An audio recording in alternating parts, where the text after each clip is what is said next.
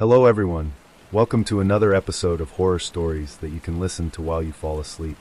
Before the video begins, let us know what time is it and where you are listening from. Also, if you have suggestion for next horror story settings, let us know in the comments. Now let's begin. I still remember the smell. That's what haunts me most, not what I saw, but that sweet, cloying smell that shouldn't have been there. It was my third week working the night shift at Riverside Medical Center. I'd taken the job because the pay was better, and frankly, I needed the money after the divorce. Security work seemed simple enough. Walk the rounds, check the doors, make sure the building stayed secure while the skeleton crew worked through the night. The hospital felt different after midnight. During the day, it buzzed with life, patients, families, the constant chatter of medical staff. But at night, it became something else entirely.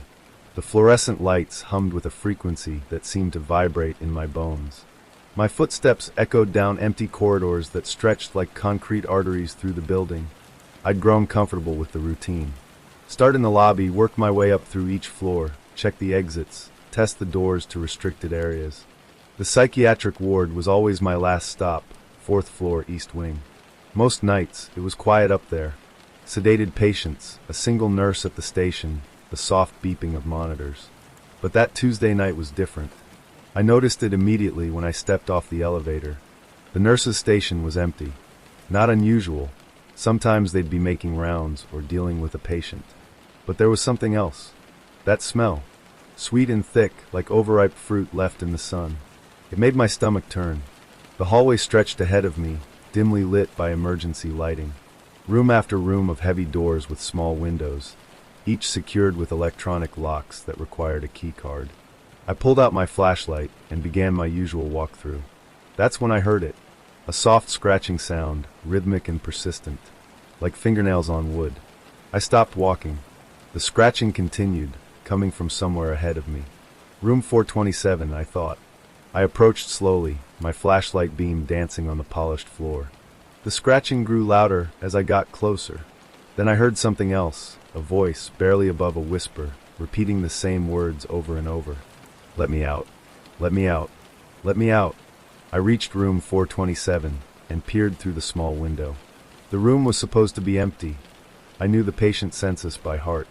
But in the dim light from the hallway, I could see someone sitting on the bed, back turned to me. My hand trembled as I radioed the nurse's station. Static. I tried again. Nothing. The scratching had stopped. The whispering had stopped. The figure on the bed sat perfectly still. I should have walked away. I should have gone back to the elevator and waited for the day shift. But something compelled me forward. Maybe it was the training. Maybe it was curiosity. I used my master key card and opened the door. The smell hit me like a physical force. Sweet and rotten, so intense I had to breathe through my mouth. The figure on the bed didn't move. Hello, I called softly. Are you all right? Slowly, the figure turned around. It was Mrs. Patterson from room 401. I recognized her immediately. She'd been a patient for 3 months, admitted after a complete psychotic break. But Mrs. Patterson was supposed to be heavily medicated, barely conscious most days. Her eyes were wide and alert, more alert than I'd ever seen them. Her fingernails were bloody, torn down to the quick. The scratching sound, she'd been clawing at the walls, at the bed frame, at her own skin. You're not supposed to be here, she said, her voice clear and rational. None of us are. I took a step back. Mrs. Patterson, let me call the nurse. There is no nurse. She stood up slowly, and I could see the blood on her hands, the scratches covering her arms. Haven't you noticed? The emptiness? The quiet? I backed toward the door, but she continued talking, her voice getting stronger. They left us here. All of us. When the power went out in the main building, they evacuated everyone they could. But they forgot about us. They always forget about us. My heart was pounding. The power hadn't gone out. The lights were on. The elevators worked. But as I looked down the hallway, I realized something that made my blood run cold. Every room door was open. Every single one. The others are exploring, Mrs. Patterson said, following my gaze. Some went to the cafeteria. Some went to the pharmacy. Some went looking for ways out. I fumbled for my radio again, my hands shaking. Still nothing but static. And some, she continued, stepping closer, went looking for the people who left us here. That's when I heard them. Footsteps in the hallway. Multiple sets, moving with purpose. I turned and saw shadows moving in the distance, figures emerging from the elevator. "They found you," Mrs. Patterson whispered, and I could hear the smile in her voice. I ran. Down the hallway, past the open doors, past the empty nurses' station. I could hear them behind me, not running, just walking steadily, their footsteps echoing in perfect unison. The elevator was out of order. The stairwell door was locked. My keycard wouldn't work. I was trapped on the 4th floor with 17 psychiatric patients who believed they'd been abandoned. The funny thing is, when morning came, everything was normal. The nurse was back at her station. The patients were in their rooms, properly medicated and calm. The doors were locked. My keycard worked perfectly. But I quit that day, because I couldn't shake the feeling that Mrs. Patterson was right about one thing. Sometimes people do get forgotten, and sometimes they don't forgive you for it. I drive past that hospital every day on my way to my new job, and every time I look up at those 4th floor windows, I swear I can see faces looking back down at me, waiting, remembering, and that sweet rotten smell. I still catch traces of it sometimes when I'm alone at night.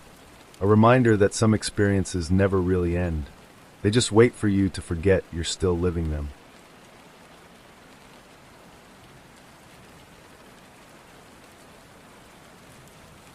The message light was blinking when I got home from work that Thursday. 17 missed calls, all from the same number. My mother's number. I dropped my keys on the kitchen counter and pressed play, expecting to hear her usual complaints about the neighbors or her arthritis. Instead, I heard something that made my skin crawl. Heavy breathing. Ragged, desperate gasps like someone drowning in air. Then her voice, but wrong somehow, strained and frightened in a way I'd never heard before. "Sarah, honey, I need you to come over right now. Something's wrong with the house. The walls, they're moving. I can hear them shifting at night. And there are voices, coming from inside the walls." The message cut off. I played the next one. More breathing, heavier this time. "Sarah, where are you? I've been calling for hours." They're getting louder. The voices. They know I can hear them now. They're saying things about what happened to your father. My father had died 8 years ago. Heart attack, sudden and clean. We never talked about it anymore. I grabbed my car keys, my hands already shaking. The drive to her house took 20 minutes, but each red light felt like an eternity. The remaining messages played through my Bluetooth, each one more disturbing than the last. "They know you're coming, Sarah. They told me. They said they've been waiting to meet you. I tried to leave, but the doors won't open. The windows are painted shut. When did that happen? I don't remember painting them shut. Your father used to hear them too. That's what really killed him. The voices. He told me the night before he died. He said they were telling him secrets about our family. Things that weren't true. But what if they were?" The last message was just sobbing. Raw, broken sobs that didn't sound like my mother at all. I pulled into her driveway and sat in the car for a moment, staring at the house I'd grown up in. It looked normal. The yellow siding needed paint, the gutters sagged slightly, but everything appeared exactly as it should. I used my key to get in. "Mom." Silence. The living room was in disarray. Furniture pushed against the walls, family photos scattered across the floor. The glass in several frames was cracked, as if they'd been thrown. "Mom, it's Sarah. Where are you?" I followed the hallway toward her bedroom, noting the deep scratches in the wallpaper. Long, deliberate gouges that looked like they'd been made by fingernails. I found her in her bedroom, sitting on the edge of the bed, staring at the wall with intense concentration. She didn't acknowledge me when I entered. "Mom." She turned slowly, and I barely recognized her. Her hair was wild, her eyes bloodshot and wide. Her fingertips were raw and bleeding. "They stopped," she whispered. "As soon as you walked in, they stopped talking." I knelt beside her, taking her damaged hands in mine. "Mom, there's no one here. It's just us." She shook her head violently. "You don't understand. They've been talking for weeks. About the basement. About what your father buried down there before he died. Dad didn't bury anything. Mom, I think you need help. Check the basement." Her voice was firm, more lucid than she'd seemed since I arrived. "If there's nothing there, I'll go to the hospital. I'll get help. But if there's something, You need to know the truth about your father. I'd never spent much time in the basement. It was my father's domain, his workshop, his tools, his private space. After he died, we'd simply closed the door and left everything as it was. The stairs creaked under my weight as I descended into the musty darkness. I pulled the chain for the overhead light, and the bare bulb illuminated the familiar chaos of my father's workshop. Everything looked normal at first. The workbench, the pegboard with his tools, the shelves of paint cans and hardware. But then I noticed something odd. In the far corner, the concrete floor looked different. Newer. Smoother. I found a hammer on the workbench and knelt beside the suspicious area. The concrete was thin here, almost like a patch. I tapped it gently and heard a hollow sound underneath. My mouth went dry. I swung the hammer harder, and the concrete cracked. A few more strikes, and I'd opened a hole large enough to peer into. The smell hit me first. Sweet and putrid, unmistakable once you've encountered it. Then I saw what was underneath. Bones. Small ones, wrapped in rotted fabric. And something else, a collar with a name tag. Buster. Our dog when I was 7. The dog that had run away one summer while I was at camp. But there were other bones too. Bigger ones. And at the bottom of the shallow grave, something that made my knees give out. A driver's license in a plastic bag. A woman's license, expired 15 years ago. Someone I'd never heard of. I climbed the stairs on trembling legs and found my mother exactly where I'd left her. But now she was smiling. "You found them," she said quietly. The voices were right. They're always right. "Mom, we need to call the police." She nodded. Yes, we do. But first, I need to tell you something. The voices, they didn't start last week. They started 8 years ago, the day after your father's funeral. They told me to check the basement then, but I was too afraid. She stood up slowly, her movements careful and deliberate. They told me other things too. About the heart attack. About how I mixed those pills into his coffee that morning. How I watched him struggle on the kitchen floor. How I waited 20 minutes before calling the ambulance. The room felt like it was spinning. The voices said you'd understand. They said you probably already suspected. Daughters always know when their mothers are capable of murder. I backed toward the bedroom door, but she continued talking, her voice growing stronger and more confident. They also told me you'd help me. With the basement. With the police. They said family sticks together, especially when there are so many secrets to protect. "Mom, you're not well. Check your phone, Sarah." I looked down at my phone, confused. There were no missed calls. No voicemail notifications. Nothing. The voices told me you'd come if I called enough times. But I never actually called you. I just sat here, talking to myself, waiting for you to show up. And here you are. She was right. I had no idea why I'd come. No memory of any messages, any calls. Just a strange compulsion to drive to her house on a Thursday evening. "Sometimes," she said, moving closer, "the voices aren't in the walls at all. Sometimes they're in your head, telling you exactly what you need to hear." The basement door was still open behind me. I could smell that sweet, putrid odor drifting up from below. And for the first time since I'd arrived, I wondered whose idea it really was to check what was buried down there. My mother was still smiling when I called 911. She's smiling now, 6 months later, during her competency hearing. But I'm not sleeping well anymore. Because late at night, when the house is quiet, I can hear them too. The voices. And they're telling me things about myself that I'd rather not know.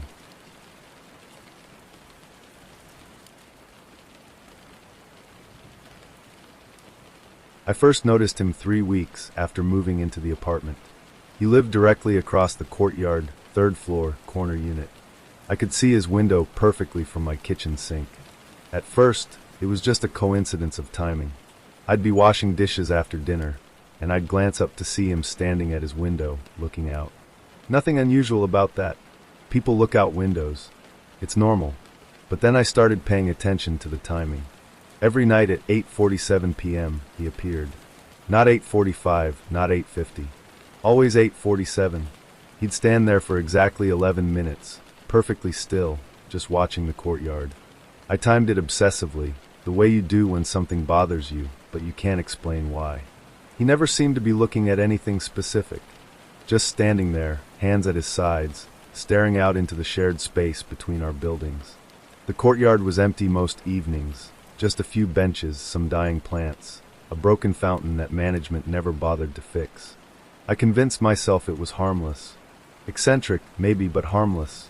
People have routines. I had routines too. Coffee at 6:30, shower at 7:15, dishes at 8:45. The dishes timing was pure coincidence, I told myself. But the coincidences kept piling up. When I started doing dishes at 8:30 instead, he appeared at 8:32. When I tried 9:15, there he was at 9:17. Always exactly 2 minutes after I reached the sink, as if he were watching for my light to come on. I mentioned it to my coworker Janet over lunch. She laughed and said I was being paranoid. Maybe he's just lonely, she suggested. Some people like routine. Gives them comfort. I wanted to believe her. But that weekend, I decided to test my theory. Saturday evening, I turned on the kitchen light at 8:47, but didn't go to the sink. Instead, I stood just outside the doorway where I could see his window but remain hidden in shadow. He appeared right on schedule. But instead of looking out at the courtyard, he was looking directly at my kitchen window. Waiting. After 5 minutes of staring at an empty kitchen, he moved closer to his window. I could see him more clearly now, middle-aged, thin, wearing the same gray sweater he wore every night. His face was pressed against the glass, hands cupped around his eyes like he was trying to see better. He stayed there for 26 minutes. I timed it. The next night, I left the light off entirely. He still appeared at 8:47, but this time he brought something with him. Binoculars. I called the building manager Monday morning. A pleasant woman named Carol assured me she'd look into it. "We take privacy very seriously," she said. "Can you give me his apartment number?" That's when I realized I didn't know his apartment number. I could see his window, but I'd never bothered to figure out which unit it belonged to. The building across from me was a mirror image of mine, but the numbering system was confusing. I spent my lunch break in the courtyard, counting windows and trying to map the layout. Third floor, corner unit. That would make it either 3A or 3J, depending on which end was considered the corner. Carol called me back that afternoon. "I checked both units you mentioned. 3A is vacant, has been for 2 months, and 3J is occupied by an elderly woman named Mrs. Chin. She's been here for 8 years, never had a complaint." I insisted she was wrong. I described him, the gray sweater, the thin build, the precise timing of his appearances. "Sir," Carol said patiently, "I'm looking at Mrs. Chen's lease right now. She's 74 years old, and according to the work orders, 3A has been empty since the previous tenant moved out in January. We're still doing repairs." That night, I set up my phone to record. I positioned it on the kitchen counter with a clear view of his window and let it run from 8:30 to 9:30. He appeared exactly on schedule. Gray sweater, same position, same 11-minute duration. I had it all on video. The next morning, I watched the recording. The timestamp showed 8:47 to 8:58, exactly as I remembered. But the window across the courtyard was empty, just dark glass reflecting the courtyard lights. I watched it again, frame by frame. Nothing. No movement, no figure, no gray sweater. But I remembered him being there. I could picture him perfectly, the way he stood, the way his hands hung at his sides, the way his face caught the light from his apartment. I took a sick day and went to see my doctor. I told her about the stress of moving, the new job, the disrupted sleep schedule. She prescribed mild anxiety medication and suggested I consider therapy. "Sometimes when we're under stress, our minds play tricks on us," she explained. "It's more common than you think." I wanted to believe her. The medication helped me sleep better, and for a few nights, I avoided the kitchen entirely during the evening hours. I ate takeout in the living room, did my dishes in the morning before work. But last night I forgot. I was running late with dinner, distracted by a work call that ran long. Without thinking, I carried my plate to the kitchen sink and flipped on the light. It was 8:47 p.m. exactly, and there he was, right on schedule. But this time, he wasn't just watching. He was smiling, and he was holding up a sign pressed against his window. Hand-drawn letters on white paper, clear enough to read from across the courtyard. "I see you too." I dropped the plate. It shattered on the kitchen floor, pieces scattering across the tiles. When I looked up again, the window was empty. I called the police. They came within an hour. Two officers who took notes and asked questions and walked through the courtyard with flashlights. They talked to Mrs. Chun, who confirmed she lived alone and hadn't seen anything unusual. They also checked 3A. The officer showed me inside. Bare walls, no furniture, dust covers over the fixtures. The windows were so dirty you could barely see through them, and the apartment smelled like paint and sawdust. Nobody's been living here for months, the officer assured me. Are you sure about what you saw?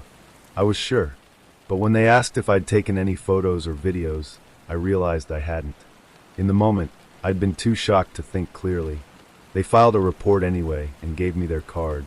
Call us if you see anything else, they said. I won't be calling them again, because I know what they'd find.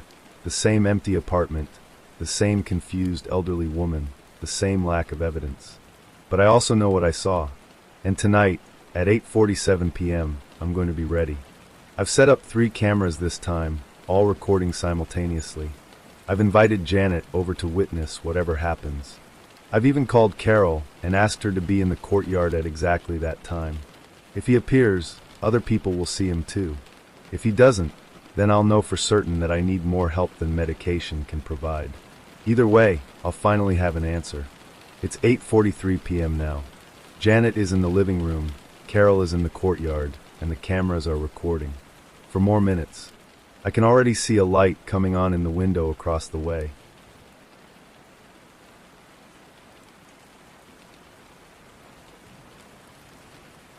I should have known something was wrong when Megan didn't recognize the song. It was our song, the one that played during our first dance at the wedding, the one she hummed while cooking breakfast, the one that made her cry every single time it came on the radio. At Last by Etta James. She'd made me learn it on guitar just so I could play it for her on quiet Sunday mornings. But when it started playing in the restaurant last Tuesday, she just kept eating her salad, completely unbothered. Remember this song? I asked, watching her face carefully. She looked up, fork halfway to her mouth. Should I? The question hit me like ice water. I laughed, thinking she was joking, but her expression remained genuinely confused. Not playful confusion, the real thing. It's our song, Meg. Our wedding song. She tilted her head slightly, the way she did when trying to remember something. But after 15 years of marriage, I knew all her expressions, and this wasn't her struggling to remember face. This was her trying to understand what I was talking about face. I'm sorry, honey. I guess I forgot. But Megan never forgot anything. She remembered our first date down to what I wore, what we ate, even what movie was playing in the theater next door. She remembered every anniversary, every birthday, every small moment that mattered to us. Over the next few days, I started testing her. Casually, carefully, so she wouldn't notice. I mentioned our honeymoon in Cabo. She nodded along but couldn't remember which resort we stayed at. I brought up her sister's wedding last year, where Megan had given the maid of honor speech. She looked blank for a moment before saying, "Oh right, that was nice." The speech had made everyone cry. She'd spent weeks writing it. I found our wedding album and flipped through it with her. She smiled at the pictures, made appropriate comments about how young we looked, but there was something missing. The deep nostalgia, the specific memories that each photo usually triggered, none of it was there. Do you remember this moment? I asked, pointing to a picture of us cutting the cake. Of course, she said, but her eyes never focused on the photo the way they should have. We look happy. We look happy. Not we were happy, or I remember being so happy. Present tense, like she was observing strangers. I called in sick to work and spent the day going through our house, looking for something, anything, that might explain what was happening. Megan had gone to her book club, something she'd never missed in 3 years, but I noticed she'd taken her purse and her phone, which she never used to do. In our bedroom, I found her jewelry box. Everything was there, her grandmother's ring, the pearl earrings I'd given her for our 10th anniversary, the simple gold necklace she wore every day. Except she wasn't wearing it. I hadn't seen her wear it in over a week. I opened her dresser drawer, the one where she kept personal things. Photo strips from mall photo booths, ticket stubs from concerts, handwritten notes I'd left her over the years. All there but organized differently. Neater, like someone had gone through everything and put it back in the wrong order. At the bottom of the drawer, I found something that made my hands shake. A small notebook filled with Megan's handwriting. Lists of information. Our address, my full name, my work schedule, the names of our friends and family members. Details about our relationship, our history together, written out like study notes. David proposed at the park downtown by the fountain. I said yes. We were both crying. David's favorite food is Thai. He's allergic to shellfish. He snores, but only when he's really tired. We got married June 15th, 2009. The reception was at the Marriott. David's father gave a speech that made everyone laugh. Page after page of facts about our life together, written in her handwriting, but with the detached tone of someone taking notes about strangers. I heard her car in the driveway and quickly put everything back. When she came through the door, I was sitting on the couch, pretending to read. "How was book club?" I asked. "Fine," she said, setting down her purse in a spot she'd never used before. "We discussed that mystery novel." "Which one?" A pause. "The one with the detective." Megan had been in that book club for 3 years. She could discuss plot points and character development for hours. She'd never given such a vague answer about a book in her life. That night, I pretended to sleep while watching her. She lay perfectly still for hours, breathing evenly, but something felt wrong. Her sleep was too peaceful, too quiet. Megan talked in her sleep, always had. Little murmurs and occasional words, usually about her dreams or things that had happened during the day. But that night, she was completely silent. Around 3 a.m., she got up and went to the bathroom. I waited for the sound of the toilet, the sink, the usual routine. Instead, I heard nothing for several minutes. Then the soft click of the medicine cabinet opening and closing. When she came back to bed, she smelled different. Not bad, just not like Megan. Like soap that wasn't ours, or maybe perfume I'd never noticed before. The next morning, I confronted her. "Meg, I need to ask you something, and I need you to be honest with me." She was making coffee, moving around the kitchen with unfamiliar efficiency. She'd always been slightly clumsy in the mornings, bumping into corners, forgetting where she'd put things. But now every movement was precise, deliberate. "Of course," she said. "Are you feeling okay? Like mentally? Have you been having any memory problems?" She turned to face me, and for just a moment, her expression was completely blank. Not confused, not concerned, just empty, like someone had turned off a switch. Then she smiled, and it was Megan's smile, warm and reassuring. "I feel fine, honey. Why would you ask that? It's just, you've seemed different lately. Like you don't remember things we used to share." She walked over and put her arms around me. Her embrace felt right, the same height, the same warmth. But there was something missing. The way she used to melt into me, the way her body knew exactly how to fit against mine. Now it felt practiced, like she was remembering the right way to hold me. "I'm sorry if I've been distracted," she said. "Work has been stressful. But I'm fine. We're fine." I wanted to believe her. I wanted to believe that people change, that 15 years of marriage naturally leads to some distance, that stress can affect memory. But that afternoon, while she was at work, I called her office. "Megan Williams?" the receptionist said. "I'm sorry, but we don't have anyone by that name working here. She's in accounting. She's worked there for 7 years." "Sir, I've been here for 10 years. I know everyone in accounting. There's no Megan Williams." I hung up and immediately called back, thinking I'd dialed wrong. Same result. I drove to her office building. The security guard in the lobby was polite but firm. No Megan Williams in the directory, no record of anyone by that name having access to the building. When she came home that evening, I was waiting. "How was work?" I asked. "Busy day," she replied, setting down her purse. "Budget meeting ran late." "What company do you work for again?" She paused just for a second. "Henderson and Associates." "What do they do?" "Accounting. You know this, David." But I'd never heard of Henderson and Associates. And when I'd asked the security guard about accounting firms in the building, he'd listed 5 different companies. None of them was Henderson and Associates. "Meg," I said carefully, "I think we need to talk." She looked at me with those familiar brown eyes, in that familiar face, wearing that familiar expression of concern.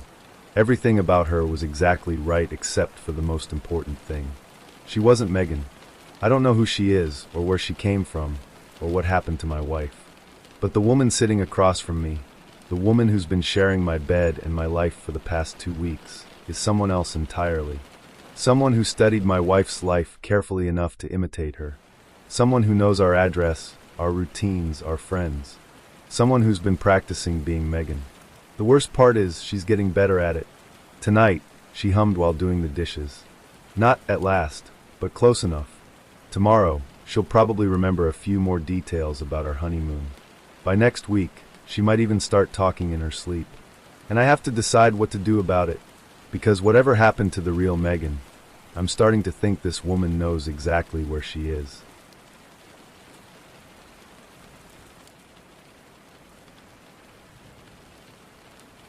The carpool. The first time I saw him, he was standing at the bus stop in the rain, holding a cardboard sign that said downtown in neat block letters. I almost drove past. I was already running late for work, and picking up strangers isn't something I normally do. But something about him made me pull over. Maybe it was the way he stood perfectly still while everyone else at the stop was shifting and checking their phones. Or maybe it was just guilt about driving alone in rush hour traffic every day. He got in without saying much beyond, "Thank you," and gave me an address that was only 6 blocks from my office. Perfect. He was clean, well-dressed in a simple gray suit, maybe 45 years old. The kind of person who looked like he belonged in an office building. "I'm Marcus," I said as we merged into traffic. "Richard," he replied, and then fell silent. I tried making conversation, the weather, the traffic, typical commuter small talk. He responded politely but briefly, mostly just nodding or giving one-word answers. Some people aren't chatty in the morning. I get that. When I dropped him off, he thanked me again and asked if I took the same route every day. Monday through Friday, same time, I told him. "You need a regular ride?" "That would be helpful," he said. "I can pay for gas." And that was how it started. For 3 weeks, Richard was the perfect passenger. He was always waiting at the same spot at 7:45 a.m. sharp, always polite, always quiet. He'd sit in the passenger seat with his hands folded in his lap, looking straight ahead, occasionally commenting on the traffic or the weather. He paid me $20 every Friday, more than enough to cover gas. He never asked me to change the radio station or adjust the temperature. He never left trash in my car or made the seats dirty. If anything, he was almost invisible. Maybe that should have been my first warning sign. The problems started small. I began noticing that my car smelled different after our rides. Not bad, just different.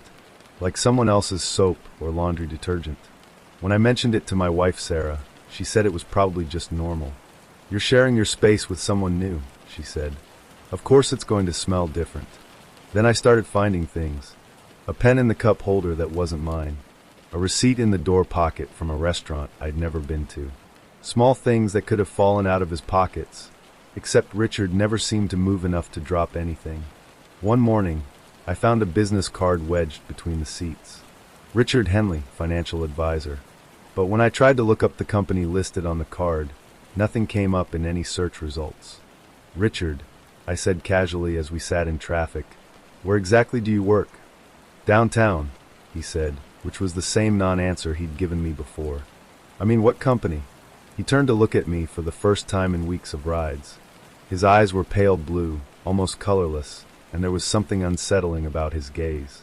"Why do you ask?" "Just curious." Making conversation. He faced forward again. "I work in an office building." That was it. No company name, no details, no follow-up. Just an office building. I started paying closer attention to where I dropped him off. The address he'd given me was a large commercial building with maybe 30 different businesses inside. I never saw which entrance he used or which elevator he took. One morning, I decided to watch. I parked across the street and waited. Richard walked up to the building, stood in front of the main entrance for about 30 seconds, then turned and walked around the corner. I waited another 10 minutes, but he never came back into view. The next day, I asked him about it. "I saw you yesterday after I dropped you off. You didn't go into the building." He was quiet for a long moment. I had to make a phone call first. "For 30 minutes? Another pause. It was an important call. But I'd seen him standing there, and he wasn't on the phone. He was just standing perfectly still, like he was waiting for something. That Friday, when he handed me the usual $20, I noticed something odd. The bills were crisp and new, but they all had the same serial number. Not similar, identical. I'm not an expert on currency, but I'm pretty sure that's not supposed to happen. I didn't mention it. Instead, I started keeping track of everything. The times he was early or late, never. The things he said, almost nothing. The way he sat, identically every single day. Even the way he breathed, slow and measured, like he was consciously controlling it. After 2 months of carpooling together, I realized I knew absolutely nothing about Richard beyond his first name. He'd never mentioned family, friends, hobbies, weekend plans, or anything personal. He never asked about my life either, despite me mentioning Sarah, my job, my weekend activities dozens of times. It was like riding with a very polite robot. The breaking point came on a Tuesday in November. I was running about 10 minutes late due to an accident on my usual route, and when I got to the bus stop, Richard was gone. This had never happened before. In 2 months, he'd been there every single morning without fail. I figured he'd caught the bus or found another ride, but something made me drive by the building where I usually dropped him off. He was there, standing in exactly the same spot where I would have left him, at exactly the same time, as if he'd never been waiting at the bus stop at all. I parked and walked over to him. "Richard?" He turned, and for just a moment, his face was completely blank. Not surprised to see me, not confused about why I was there, just empty. Then he smiled. "Marcus, you're late today." "Yeah, traffic was bad. But how did you get here?" "You weren't at the bus stop." "I caught an earlier bus." "There is no earlier bus." I checked the schedule. His smile never wavered. I found alternative transportation. I looked around the street. No taxi, no rideshare car, no friend's vehicle. Nothing that could have brought him here. "Richard, what's going on? Who are you really?" He tilted his head slightly, studying my face with those pale eyes. "I'm someone who needs a ride to work every morning," he said. "Just like you told your wife." My blood went cold. I had never told him my wife's name. I had never told him I'd discussed our arrangement with anyone. "How do you know about Sarah?" "You mentioned her," he said, but I knew I hadn't. Not by name. I backed away from him, my heart pounding. "Stay away from me. Find another ride." I got back in my car and drove to work, checking my rearview mirror constantly. Richard remained standing in the same spot, watching my car until I turned the corner. That evening, I told Sarah everything. She listened without interrupting, then suggested I was being paranoid. "Maybe you did mention my name and forgot," she said. "Maybe you looked me up online. Maybe it's all just coincidence." But when I went out to my car the next morning, there was a note on the windshield. "Thank you for 2 months of reliable transportation. I won't need rides anymore. Your service has been satisfactory. Richard." The handwriting was perfectly neat, like something printed by a machine. And at the bottom, in smaller text, "Please give my regards to Sarah." I never saw Richard again after that. But sometimes, driving to work alone, I catch glimpses of him in my peripheral vision. Standing at bus stops, walking into office buildings, sitting in other people's cars. Always perfectly still. Always perfectly polite.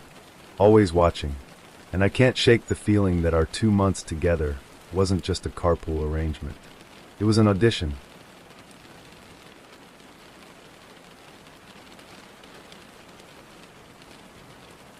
My grandmother's funeral was supposed to be a simple affair. She'd outlived most of her friends, and our family had never been large to begin with. Just me, my parents, my sister Amy, and a handful of distant relatives I barely recognized. While cleaning out her house afterward, I found the photo albums in her bedroom closet. Dozens of them, dating back to the 1940s, filled with the kind of careful documentation that only old people seem to manage. Every birthday, every holiday, every family gathering meticulously preserved and labeled in her precise handwriting. I was flipping through one from the 1980s when I found it. A family photo from Christmas 1987. My whole family gathered around my grandmother's tree. My parents young and smiling, me as a gap-toothed 7-year-old, baby Amy in my mother's arms. And someone else, a man I'd never seen before, standing behind my father with his hand on Dad's shoulder. He looked to be in his 30s, dark hair, pleasant smile, wearing a red sweater like he belonged there. Like he was family. But I'd never seen him before in my life. I studied the photo carefully. Everyone looked natural, relaxed, genuinely happy. No one seemed surprised by this stranger's presence. My father was even leaning slightly into him, the way you do with someone you're comfortable with. At the bottom of the page, in my grandmother's handwriting, Christmas '87, the whole family together.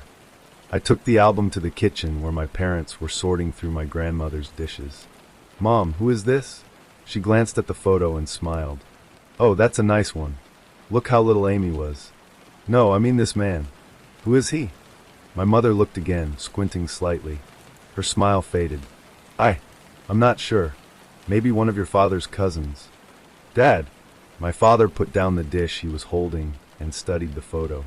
His expression went through several changes: confusion, concentration, then something that looked almost like fear. "I don't know," he said quietly. "What do you mean you don't know?" "He's in our family photo. He has his hand on your shoulder." "I remember taking this picture," my mother said slowly. "I remember that Christmas, but I don't remember him being there." We spent the next hour going through the other albums. The man appeared in at least a dozen photos spanning from 1985 to 1991. Sometimes in the background, sometimes right in the center of family gatherings. In one photo from my 8th birthday party, he was helping me blow out the candles. In every single picture, everyone around him looked completely natural, like he belonged there. But none of us could remember him. "This is impossible," Amy said when I called her that evening. "I'd remember if there was some random man at all our family events." "Look, I'm sending you the photos. Tell me if you recognize him." I scanned several pictures and emailed them to her. She called back 20 minutes later. "This is really weird, Tom. I can see him clear as day, but it's like my brain won't process who he is. Every time I try to focus on remembering him, I get this strange feeling, like I'm forgetting something important." That night, I couldn't sleep. I kept staring at the Christmas photo, trying to force myself to remember. The more I looked, the more disturbed I became. This wasn't a case of a distant relative whose name we'd forgotten. This was a complete stranger who had somehow inserted himself into our most intimate family moments. The next day, I drove to my parents' house with all the photos. "I want to know who this is," I told them. "And I want to know why we can't remember him." My father had been doing his own investigation. He'd called his brother, his cousins, even some old family friends. No one recognized the man in the photos. "I found something else," Dad said, leading me to the basement. He'd pulled out boxes of old home movies, 8mm film, that my grandfather had shot decades ago. We set up the old projector and watched grainy footage of birthday parties and holidays from the late 1980s. And there he was, moving through our family gatherings like he belonged there. Playing with me and Amy, helping my grandmother in the kitchen, sitting at our dinner table. But here's what made my skin crawl. In the movies, you could see us interacting with him. I watched 7-year-old me hand him a present to unwrap. I watched my mother serve him dinner. I watched my father introduce him to relatives, though we couldn't make out the words. We had clearly known this man.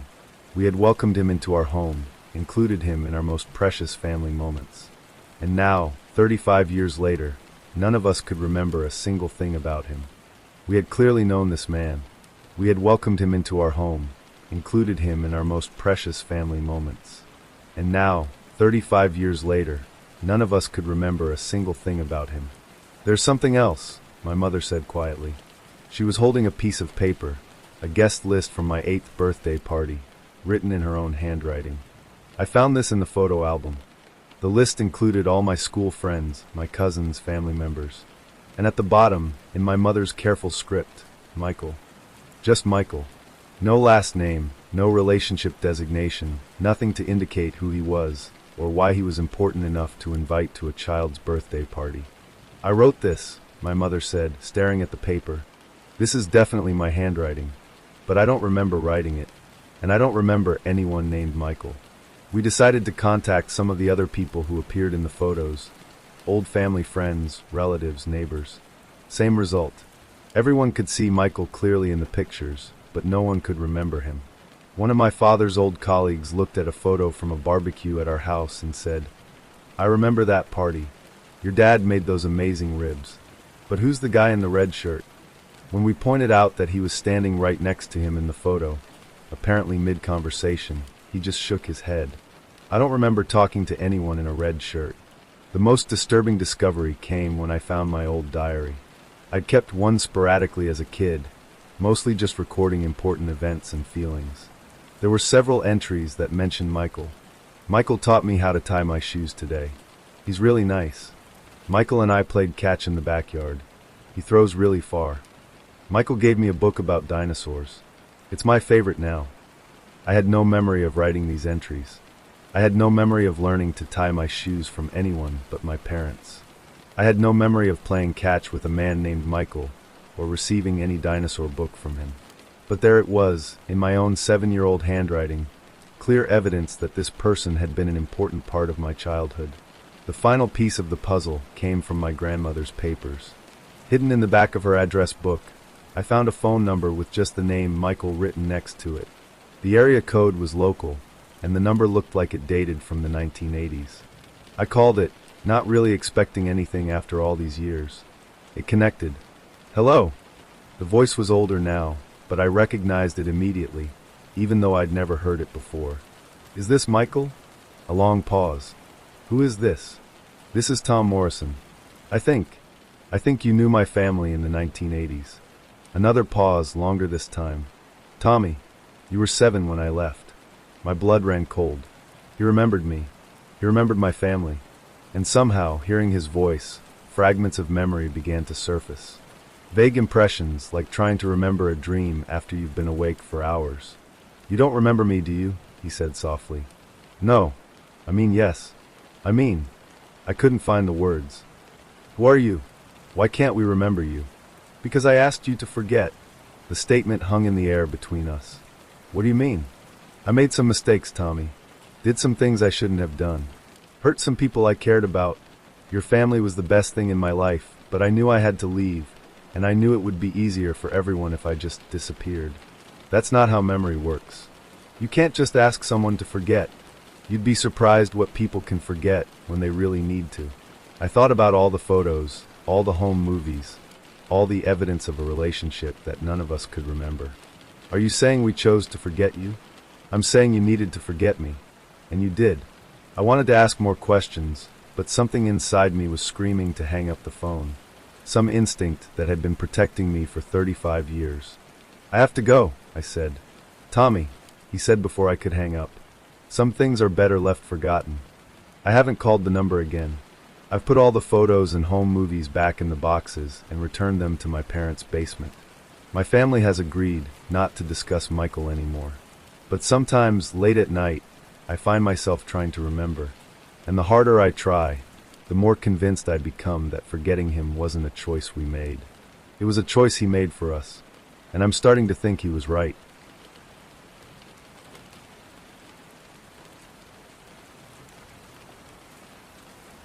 The job posting appeared on Monday morning, exactly what I'd been searching for. Marketing coordinator, decent salary, benefits, and only a 20-minute drive from my apartment. After 8 months of unemployment, I would have applied for anything, but this actually looked promising.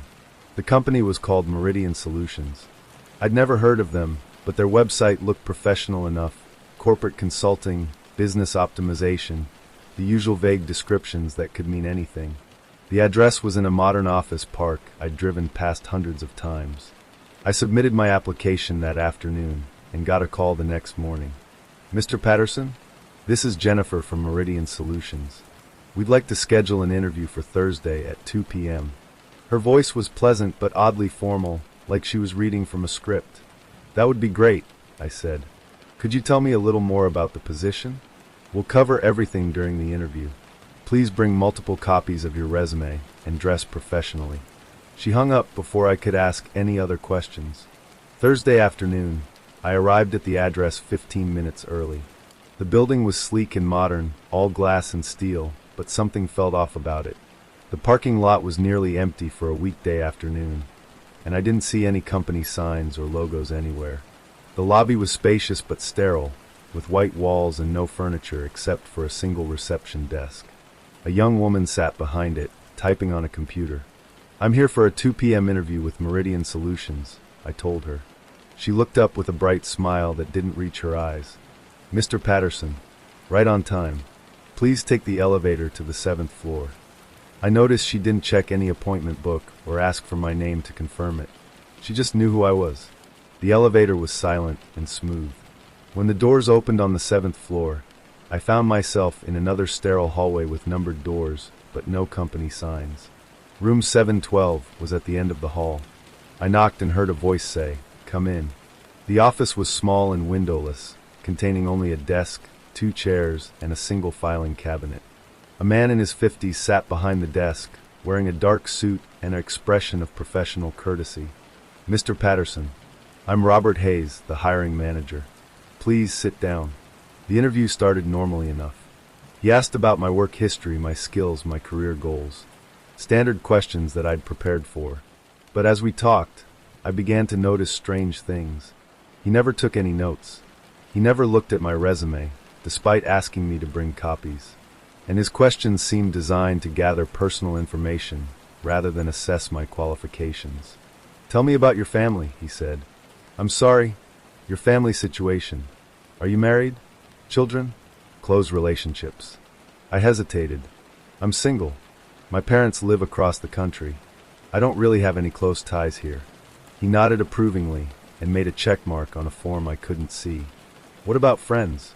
Social connections?" "Not many," I admitted, feeling embarrassed. "I'm pretty much starting over after moving here." Another check mark. "Any medical conditions I should be aware of? Regular medications?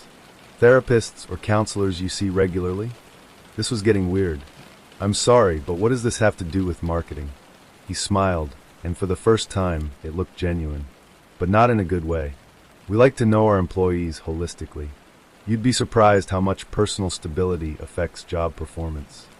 The questions continued for another 20 minutes, all focused on my personal life, my habits, my routines. Where I shopped, what time I went to bed, whether I had any regular appointments or commitments. Finally, he leaned back in his chair. "I think you'd be perfect for this position. What exactly would I be doing?" "Various projects. We'll start you off slowly, see how you adapt. The important thing is that you're available when we need you." "Available how?" "Flexible scheduling. Sometimes we work evenings, weekends. Our clients have varied needs." He opened the desk drawer and pulled out a contract. "The salary is exactly what we advertised, plus benefits. All we need is your signature." I looked at the contract. It was surprisingly short, just 2 pages of dense legal text. I tried to read it, but the language was confusing, full of terms I didn't understand. "What's this clause about exclusivity?" I asked. "Standard non-compete. Just protects our business interests." "And this part about availability upon request regardless of circumstances?" "Like I said, flexible scheduling." Something in his tone made me look up. He was watching me intently, and I noticed his hand resting on something under the desk. "I'd like to take this home and read it more carefully," I said. His smile disappeared. "I'm afraid the offer is only valid today. We need someone who can start immediately." "I understand, but this is a big decision. Mr. Patterson." His voice was different now, harder. "You've been unemployed for 8 months. You're behind on rent. Your unemployment benefits ran out 6 weeks ago. You need this job." I'd never told him any of that information. I stood up quickly, my heart pounding. "How do you know about my rent?" "We do thorough background checks." "That's private information. My landlord wouldn't share that." He stood up too, and I saw what his hand had been resting on. A small device that looked like a radio or panic button. "Sit down, Mr. Patterson. I'm leaving." I moved toward the door, but it wouldn't open. I turned the handle, pulled, pushed. "Nothing. The building has security protocols," he said calmly. "For everyone's protection. Let me out of here. Sign the contract, and you can leave." I looked at the papers on his desk. In the harsh fluorescent light, I could see more details now. This wasn't an employment contract. The letterhead said Subject Acquisition Agreement. The terms I'd been confused about weren't about flexible scheduling. They were about compliance, about availability for testing, about waiving rights to contact outside parties during project periods. "What kind of company is this?" He pressed the button under his desk. "The kind that solves problems for people who can afford our services." I heard footsteps in the hallway outside.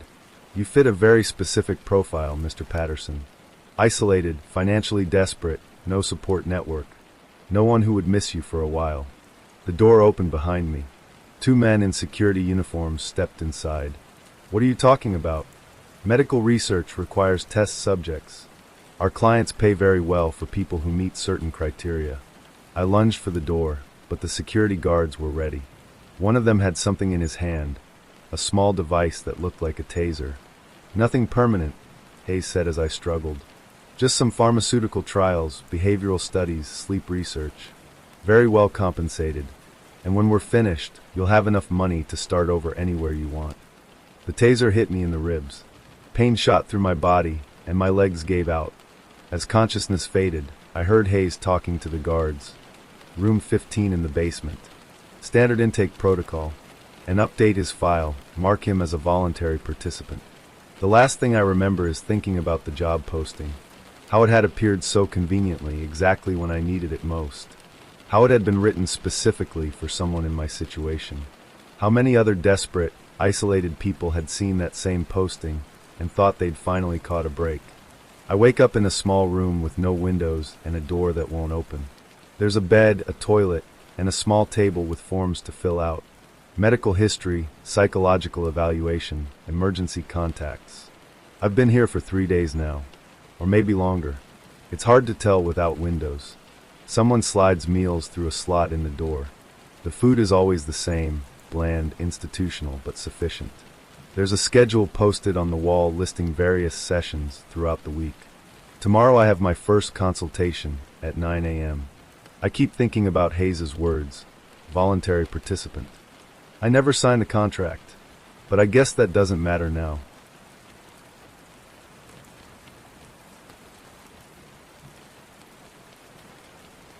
The first thing I remember is the smell of rain on hot asphalt. It was a summer evening, and the air was thick, humid. My car had been making a strange rattling noise for a few miles, but I convinced myself it was nothing. Just an old car with a few loose screws. I was wrong.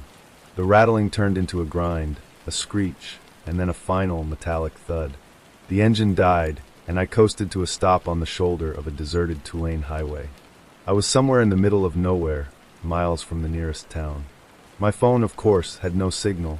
I sat there for a while, the silence of the countryside broken only by the chirping of crickets and the distant croak of a bullfrog.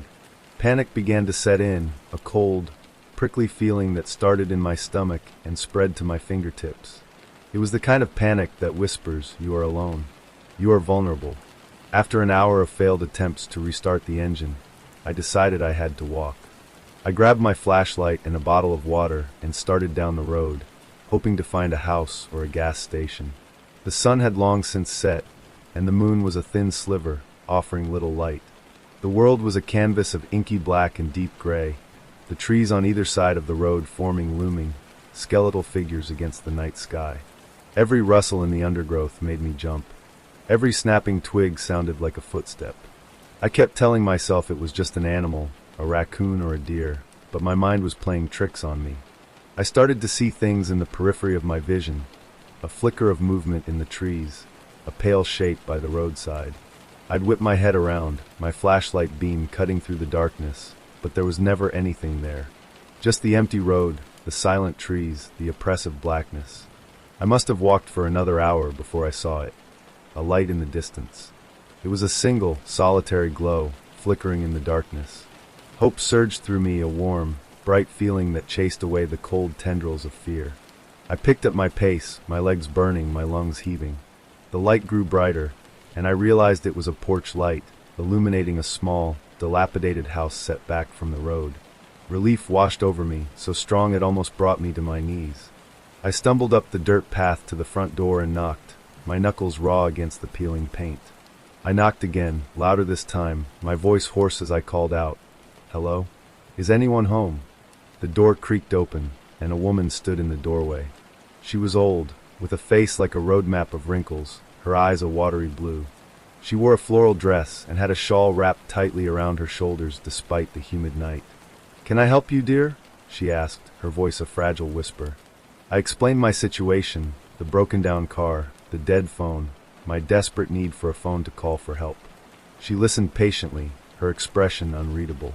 When I finished, she simply nodded and stepped aside, gesturing for me to come in. "Come in, dear. You look tired. I'll get you some water," she said. The inside of the house was a time capsule. The air smelled of dust and old wood. The furniture was heavy, dark, and covered with lace doilies. There were framed black and white photographs on every surface, all of them of the same woman, but at different ages. A younger, vibrant version of the woman who had just let me in. "Sit," she said, pointing to a rocking chair. "I'll be right back." I sat, my exhaustion finally catching up to me. My body ached, my head throbbed. The house was unnervingly quiet. The only sound was the rhythmic ticking of a grandfather clock in the corner. I closed my eyes for a moment, just for a moment, and I must have drifted off. I woke with a start, the sound of the grandfather clock striking midnight echoing through the house. The woman was standing in front of me, a glass of water in her hand. Her face was in shadow, and I couldn't make out her expression. "Here, dear," she said, her voice still that same fragile whisper. "Drink this." I took the glass and drank, the water cool and refreshing. I noticed a small, framed photo on the side table next to me. It was a picture of a young man, a boy really, with a bright, open face. He was smiling. I felt a pang of sadness for some reason, an irrational, unsettling feeling. "Is this your son?" I asked, gesturing to the photo. The old woman was silent for a moment. Then she said, "My son is gone. He went away a long time ago." Her voice was flat, devoid of emotion. I felt a sudden chill, despite the humid air.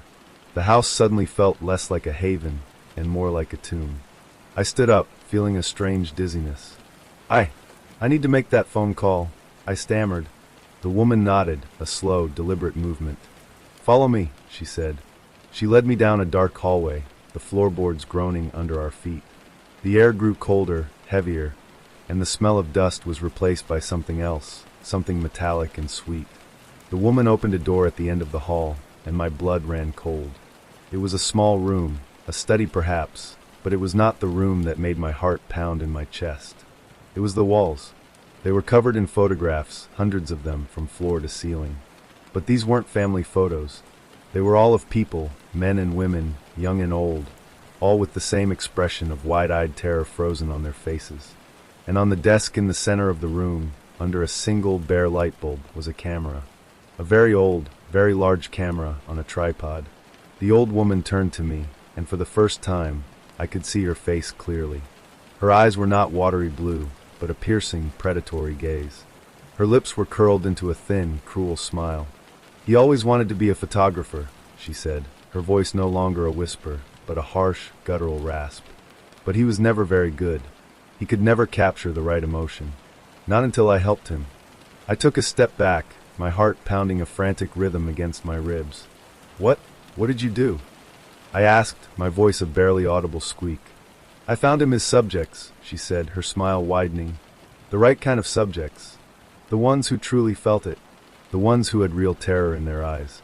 He was so proud of his work, you know. He finally had his masterpiece."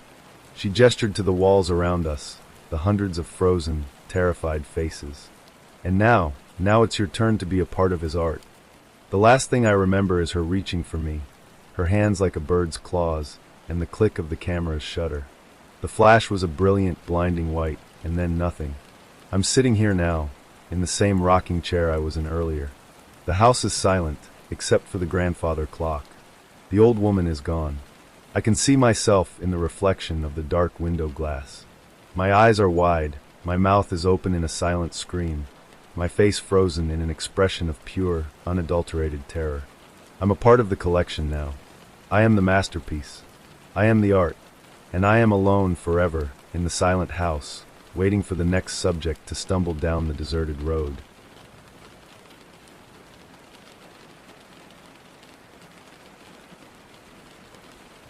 The last thing I remember thinking was how lucky I was to get the job. It was a night security gig at the old Atwater building downtown. Not glamorous, not by any stretch of the imagination, but it paid the rent, and the rent was a ruthless beast.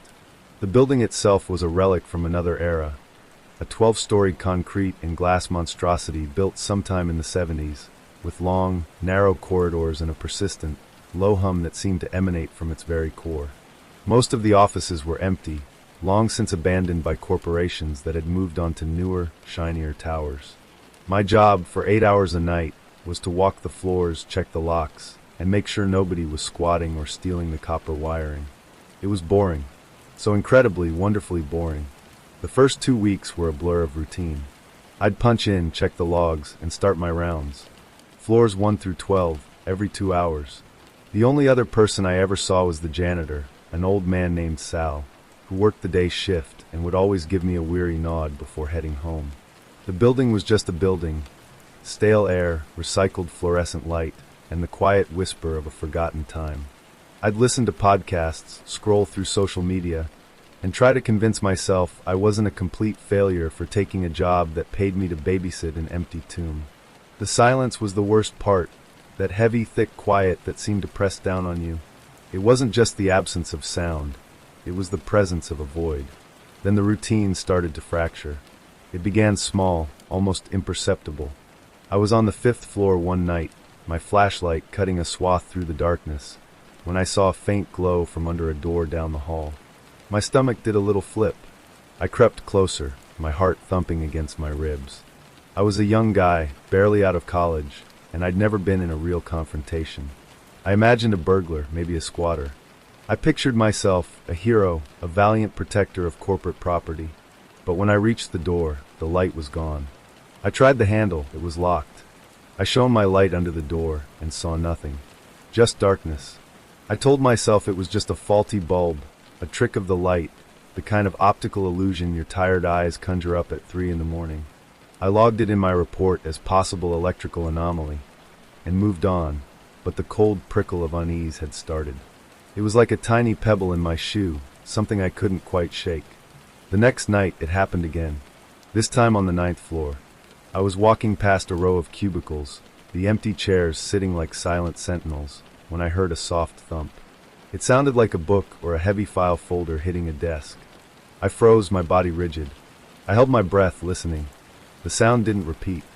I checked the cubicles, my flashlight beam dancing over the sterile desks and dusty computer monitors. Nothing.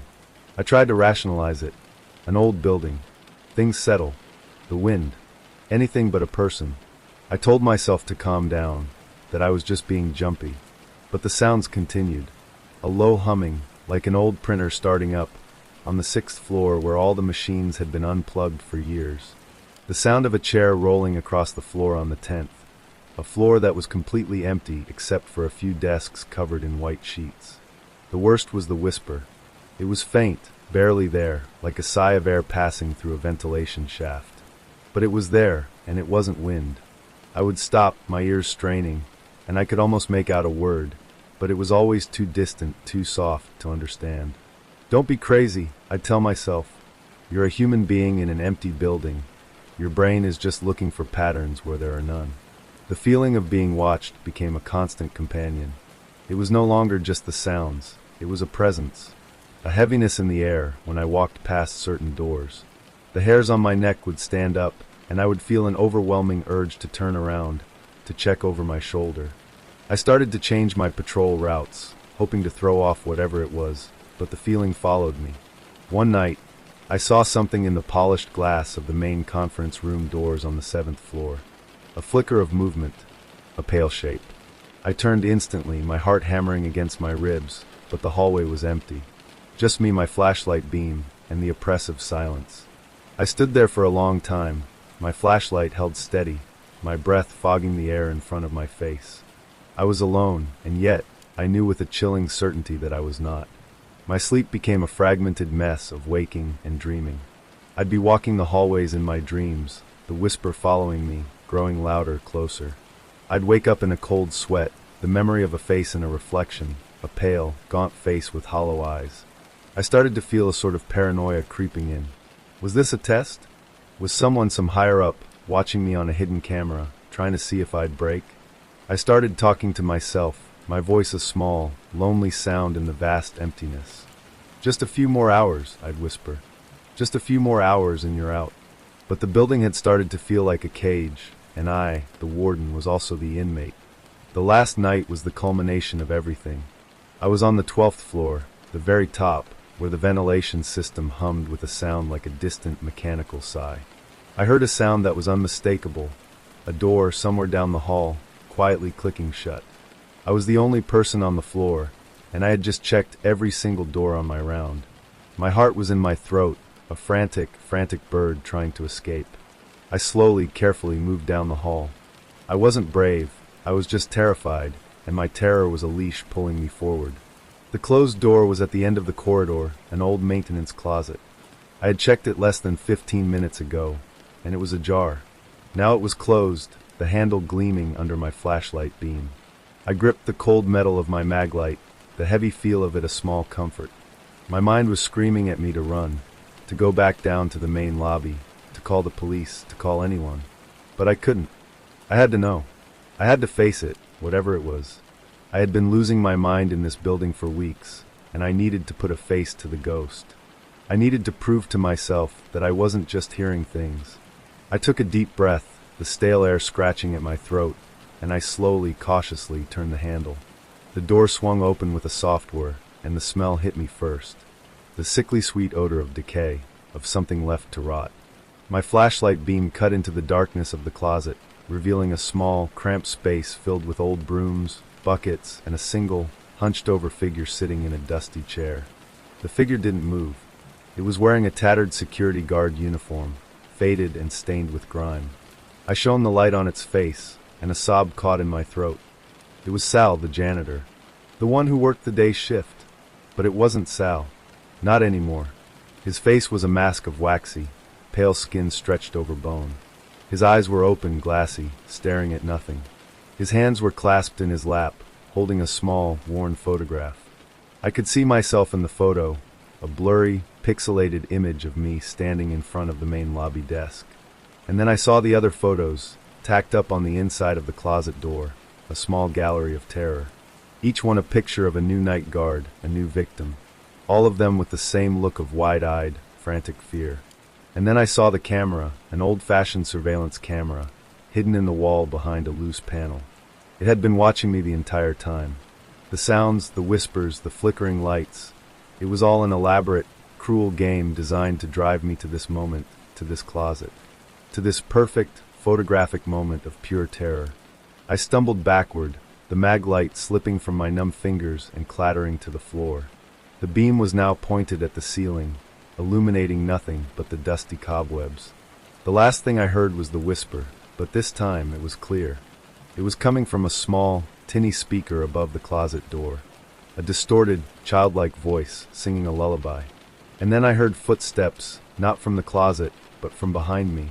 Footsteps, heavy and deliberate, coming down the hall. And I realized with a sudden, bone-chilling clarity that I hadn't been hearing things for weeks. I had been being hunted. The ghost in the machine wasn't a ghost at all. It was something far worse. It was real, and it was right behind me. The day I bought the recorder was a Tuesday. I remember the exact day because I was so ridiculously excited about it. I was in a rut, you know. My life had become a predictable loop of work, a few microwave dinners, and the mind-numbing glow of a television screen. I needed a project, something to give my weeks some shape. That's when the idea for a local history podcast hit me. I'd go to abandoned places, old parks, disused railway lines, forgotten buildings, and record the atmosphere, the ambient sounds, maybe even talk a little about the history of the place. It felt like a fresh start. The recorder itself was a beautiful piece of equipment, a high-end portable field recorder with 2 sensitive microphones. I felt like a real journalist, a real explorer, as I unboxed it. I had no idea what I was truly unboxing. My first field trip was to an old, overgrown municipal park on the edge of town. It had been closed for 30 years after a series of sinkholes made it unstable. The place was beautiful in its decay. Concrete paths cracked and consumed by weeds. An empty gazebo with its roof caved in, and ancient, skeletal swings that swayed in the breeze with a low, metallic groan. I set up the recorder on a bench, pointed the microphones towards the gazebo, and just let it run. For an hour, I sat there, just taking in the silence, the distant traffic, the chirping of crickets, and the occasional bird call. It was peaceful. It was exactly the escape I was looking for. I went home, uploaded the audio file, and put on a pair of headphones to listen back, a mug of coffee in my hand. And that's when I first heard it. It was faint, barely there, a whisper of a sound that wasn't a cricket or the wind. It was a child's laugh, a soft, distant, almost musical little giggle. I pulled the headphones off, my heart doing a little stutter step. I rewinded the audio and listened again, turning the volume up. It was there, just for a moment, a bright little laugh in the middle of the silence. My first thought was that the recorder was picking up something from the road, but the park was too far away, and the laugh sounded like it was right there, right inside the gazebo. I spent the next 2 hours poring over the manual, checking for technical faults, but found nothing. The recorder was new, pristine. I convinced myself it was just some audio anomaly, maybe a weird echo, or a trick of my tired mind. I was disappointed, but I wasn't scared. Not yet. Over the next few weeks, I went to other places. A disused railroad tunnel that was a popular spot for graffiti artists. An old, burned-out farmhouse. The noises followed me. In the tunnel, amidst the drip, drip, drip of water and the echoes of my own footsteps, I heard the faint, metallic clang of a train bell. At the farmhouse, the wind whistling through the broken windows sounded like a man's voice, a single, raspy word that I couldn't quite make out. It was never loud, never clear. It was always on the edge of hearing, a ghost in the machine. I bought new headphones. I bought a second recorder, a different brand, to double-check my findings. The voices were there, on both devices. I started to tell myself that these were just the inherent sounds of the places themselves, echoes of the past somehow trapped in the air, a phenomenon I was just lucky enough to be able to record. The thought was exciting, intoxicating even. I felt like I was on the verge of a huge discovery, a new kind of science, and it was all mine. My hobby became an obsession. I stopped going out with friends. I stopped answering phone calls. My life became a cycle of finding new locations, recording for hours, and then spending all night, every night, meticulously combing through the audio files. The voices were becoming clearer. I started to hear snippets of conversation, little bits of dialogue that seemed to belong to another time. "It's getting late, honey. Where did the money go? They won't find us here." I had a notebook full of transcripts, all jumbled and fragmented, a puzzle I was desperate to solve. The thrill of discovery kept me going, but it was starting to warp into something else. A kind of frantic desperation. I wasn't just recording, I was searching for a voice that could speak to me, that could explain everything. I was so focused on the past that I didn't realize the present was already starting to crumble. The first time I heard a voice at home, I was listening back to a recording I had made at a forgotten graveyard. I had heard a voice, a woman's, and I was trying to isolate it. I hit play, and in between the rustle of leaves and the faint drone of a lawnmower in the distance, I heard a man's voice. A low, tired voice. "Why are you doing this?" My blood ran cold. It wasn't a part of the recording. It was coming from my own living room. I ripped the headphones off, my hands shaking. The voice had sounded like it was right behind me. The room was empty. The sound of my own frantic breathing was the only thing I could hear. I was losing my mind, I thought. I was finally truly going insane. But when I put the headphones back on, the voice was gone. It had never been there. The voice I had heard was real, a physical sound in my house. But it hadn't been picked up by the recorder. The paranoia started to set in like a slow poison. I would hear the faint, far-off whisper of the child's laugh from the park when I was making coffee. The man's raspy voice from the farmhouse would call my name when I was in the shower. I'd be walking down the street, and I would hear a train bell right next to me, so close I could almost feel the vibrations. It was a constant, low-level assault on my sanity. The voices were no longer coming from the past. They were here now. They were following me, and they had changed. The fragments of dialogue were no longer about other people. They were about me. Look at him, still listening. He's not eating, is he? He doesn't have much time left. I stopped sleeping. My apartment, once a haven, became a cage where the walls whispered and the floorboards creaked with phantom footsteps. My project, my escape, had become a prison. I had to go back to the beginning, to the park. I needed to understand. I needed to confront the source of all this. It was a desperate, illogical decision born of exhaustion and terror. I packed up my equipment and drove out there one last time. The place was even more desolate in the moonlight. I set the recorder on the same bench, pointed it at the gazebo, and just waited. I sat there for what felt like an eternity, the cold seeping into my bones. The silence was absolute. No crickets, no birds, no distant traffic. Just me, the night, and the recorder. I spoke into the microphone, my voice a hollow, broken thing. "Who are you? What do you want?" I said it over and over, my voice growing hoarse, tears streaming down my face. Finally, I turned off the recorder and went home. I sat at my computer, my hands trembling as I uploaded the final audio file. This was it, the final piece of the puzzle. I put on my headphones and hit play, my body rigid, braced for a woman's laugh, a train bell, a raspy whisper. But there was nothing. For the first 20 minutes, all I heard was a dead silence. And then I heard it, a man's voice, my voice. But it wasn't me, not as I am now. It was distorted, frantic, full of a terrified energy I couldn't recognize. The voice was shouting, but the words were barely audible, muffled by static. I ran the audio through a noise reduction filter. And then, the words came through clear as day. The voice, my voice, was screaming at me. "Don't do it. Don't listen to them. It's a trap." And then the voice changed, a sickening gurgle of sound.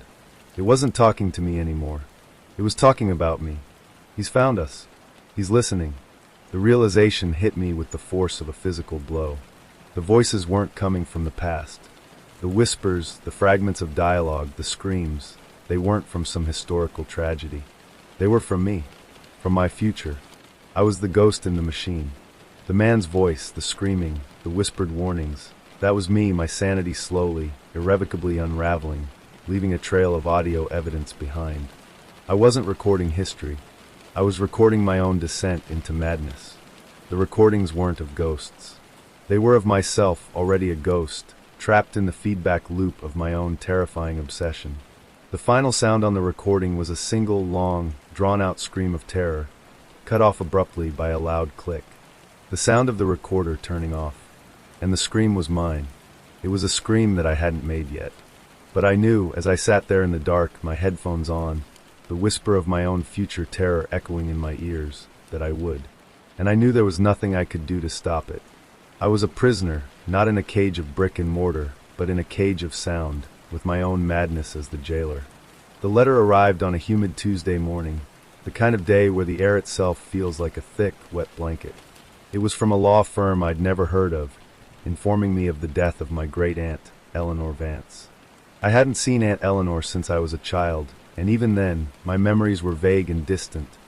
A quiet, slightly eccentric woman who lived alone in a house at the edge of town. A place my mother always referred to with a kind of hushed reverence, as if it were a mausoleum. The letter stated that I was her sole heir, and the house, along with everything inside it, was now mine. The inheritance came at a perfect time. My life was, to put it gently, a mess. I was living in a tiny apartment, working a dead-end job, and felt like I was drifting, a boat with no anchor.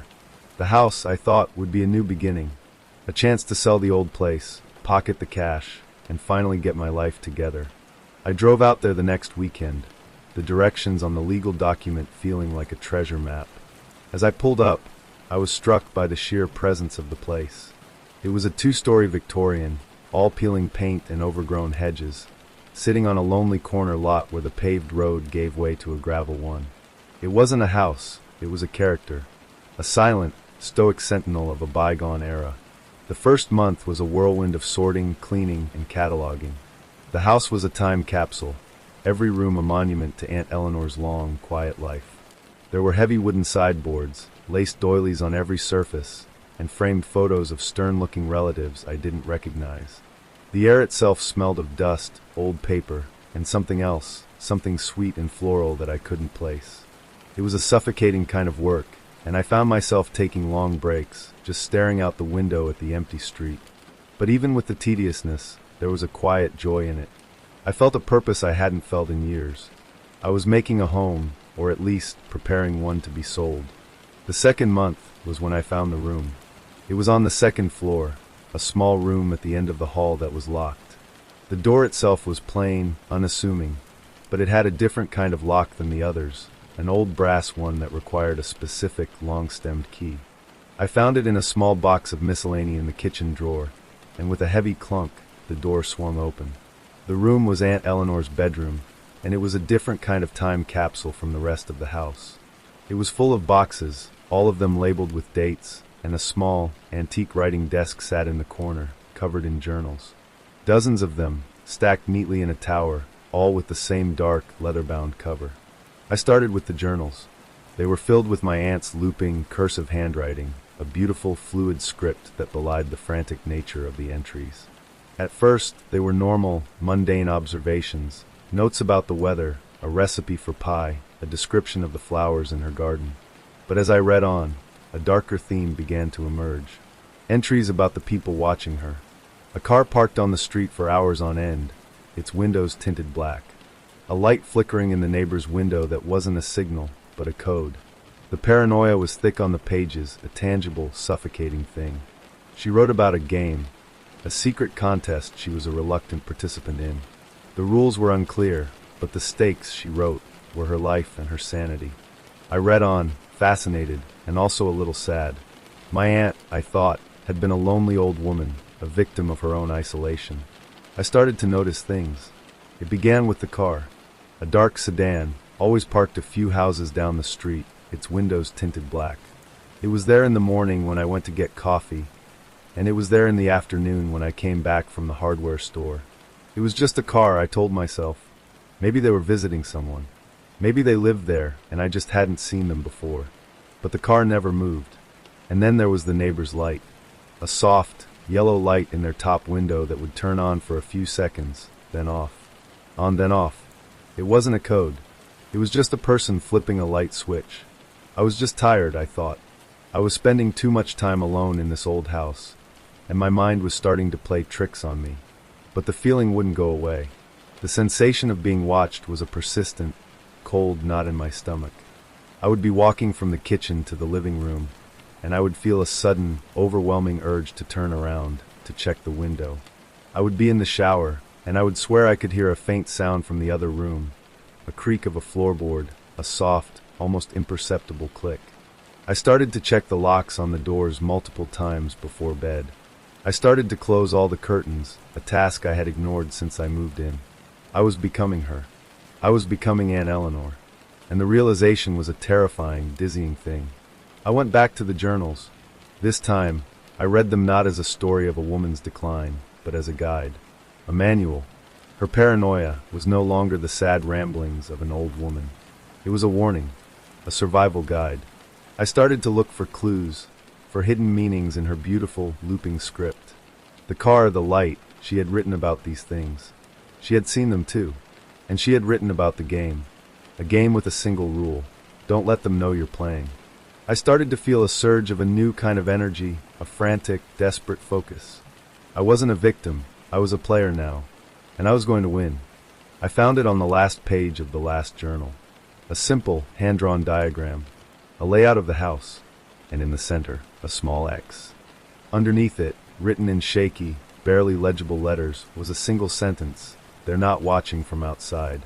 I felt a chill run down my spine that had nothing to do with the temperature. I went to the spot on the diagram, which was in a small, cramped closet off the hallway. The walls were lined with old coats and boots, and the floor was covered in a dusty rug. I pulled up the rug, and underneath there was a single loose floorboard. I pried it up, my heart pounding in my ears, and underneath there was a box, a small, locked metal box. I fumbled with the key to the bedroom door. It didn't work. The lock was different. I ran back to the journals, frantically flipping through the pages. I found another diagram, this time of the box itself, and next to it, a cryptic entry about a key that was all around. My eyes darted around the room, around the house, and then it hit me. The house was the key. The sideboards, the doilies, the paintings on the wall. Everything. Aunt Eleanor hadn't just lived here. She had built a fortress of clues. I spent the next 3 days in a sleep-deprived haze, tearing apart the house, looking for the key. I found it in the lining of an old velvet chair, a small, silver key hidden in the stuffing. I ran back to the closet, my hands shaking. I unlocked the box. Inside, there was a single leather-bound journal, exactly like the ones on her desk. I opened it, and my blood ran cold. The first page was a meticulously drawn floor plan of the house, but with something I hadn't seen before. Tiny dots everywhere. In the walls, the ceilings, the furniture. Dots that represented pinhole cameras and microphones. And on the last page, a new entry in my aunt's hand. He's moved in. The new player has begun. A wave of nausea hit me so hard I had to sit down. The paranoia wasn't in her mind. It was real. The house was a cage. I wasn't the owner, I was the exhibit. I went from being a player to being a specimen. I was being watched, listened to, cataloged. The car outside, the light, the sounds, they were all part of the game. A game designed to drive me mad, just like it had driven my aunt. I'm sitting here now, in the locked bedroom, the journals open around me. The lights are off, the curtains are drawn. I can hear the faint sound of a car outside, its engine humming, waiting. I know it's for me. I know the game is still on. And I know I am losing. There's a fresh, new leather-bound journal on the desk. The first page is blank. I pick up the pen, my hands trembling, and I begin to write. I start with the weather, a mundane observation about the heavy heat and the stifling humidity. Then I write about the car outside, the car that never moves. And I write about the game, because that's what she did.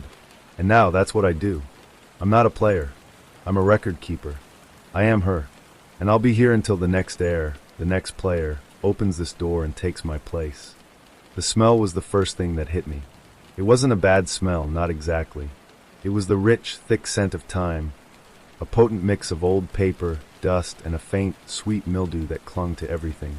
It was the smell of the Sterling Public Library's archives, a vast, subterranean world of forgotten knowledge. My job, for the next few months, was to digitize it all. The library was scheduled for demolition. A new, state-of-the-art community center was going up in its place. I was the last man standing, a sole archivist tasked with preserving the past before it was turned into rubble. My office was a small, windowless room in the basement, just off the main archive space. My days were a monotonous but comforting rhythm. I would come in, power up the old, humming air conditioner, and begin my work. The files were endless, and I loved it. I loved the feel of the brittle, yellowed paper in my hands, the stories contained within the brittle leather bindings of books 100 years old. I was a quiet man, a bit of a loner, and the solitude of the library was a balm for my introverted soul. The only sounds were the whirring of the scanner, the quiet rustle of paper, and the occasional creak of the building settling around me. It was perfect, a temporary haven before I had to face the loud, unpredictable world again. For the first few weeks, nothing was out of place. I worked my way through the historical records of the town, the early ledgers and census reports. It was a fascinating window into another time. The work was slow, meticulous, and I lost myself in it.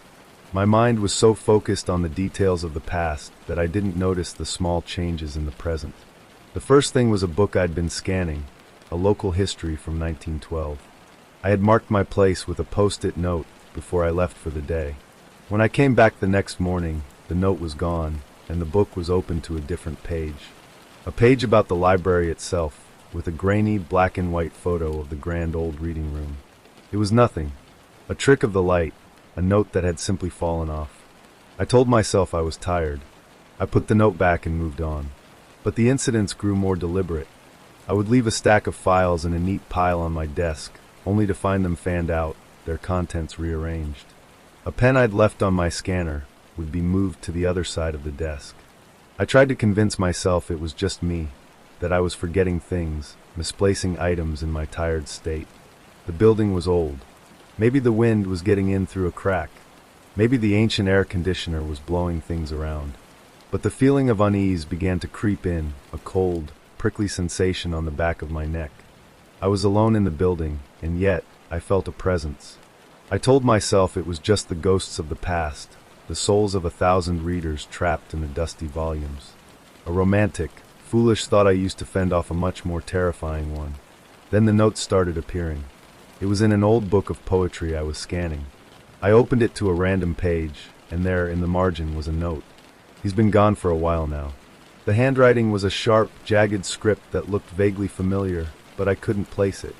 My stomach dropped. I was the only person in this building. I put the book aside, my hands shaking, and spent the rest of the day in a state of nervous agitation.